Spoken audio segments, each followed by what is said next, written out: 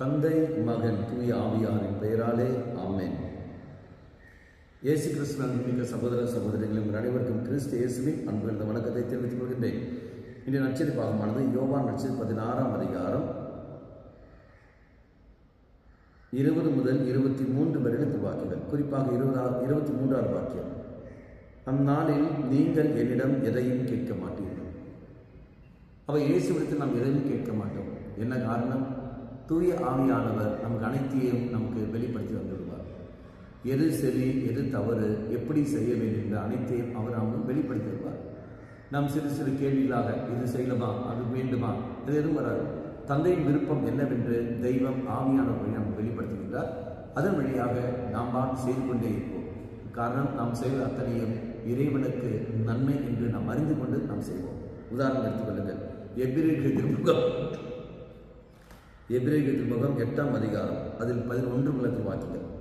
இனிமேல் எவரும் ஆண்டவரை அறிந்து கொள்ளும் என தம் அடுத்தவருக்கோ சகோதரன் சகோதரிகளுக்கோ கற்றுத்தர மாட்டார். ஏனெனில் அவர்களுள் பெரியோர் முதல் சிறியோர் வரை அனைவரும் என்னை அறிந்து கொள்வர். எல்லோரும் தெய்வத்தை அறிந்து கொள்வார்கள். இயேசு கிறிஸ்துவை பாருங்கள். இயேசு கிறிஸ்து தாம் செய்வது அனைத்தையும் தந்தையின் விருப்பத்தை அறிந்து கொண்டு தான் செய்து கொண்டிருக்கின்றார். ஒவ்வொரு நாளும் பெர்மிஷன் கேட்கிறார்கள். இது கடவுளுக்கு தெரியும், இது கடவுளுடைய விருப்பம் என்று அறிந்து கொண்டு அதுக்கேற்றபடி அவர் போய் வருகின்றார். அந்த ஒரு உறுதி அங்கு கடந்து வருகிறது. அதே மாதிரி தான் தூய ஆவியால் நீனானும் நிரம்புகிற சமயத்தை நாம் எனக்கு அது வேண்டும், இது வேண்டும், அது என்று நாம் கேட்க மாட்டோம். மாறாக நாம் செய்து கொண்டிருப்போம்.